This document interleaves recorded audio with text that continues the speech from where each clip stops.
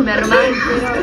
Dublaram o filme da Fernanda Torres? Como assim? Uma coisa que sempre me perguntam é: eu tenho que assistir filme legendado pro inglês entrar por osmose na minha cabeça, ou eu posso assistir um dubladinho de vez em quando? Vamos combinar uma coisa? Desenho e animação tem que ser dublado. Mas também parou por aí? Pensa comigo. Uma amiga minha que mora na Itália, ela assistiu o filme da Fernanda Torres, né? Ainda Estou Aqui, que aliás tá pra ganhar o Oscar, né? E ela viu o filme dublado em italiano. E penso o tanto que ela perdeu da atuação da Fernanda Torres. Porque por mais que a pessoa que dublou ela seja assim, ó, extraordinária, ela não é a Fernanda Torres. E é isso que você perde cada vez que deixa de assistir um filme com áudio original. Você perde parte da emoção de todos os atores, de todas as cenas. Você perde também a chance de aprender palavras novas, de relembrar coisas que você já sabia, mas que tava quase ali esquecendo. Faz um favor pra mim, dá uma chance pro áudio original. Faz isso, depois você vai me agradecer. Meu sogro tava vendo uma vez um filme que o policial toda hora falava assim, ó.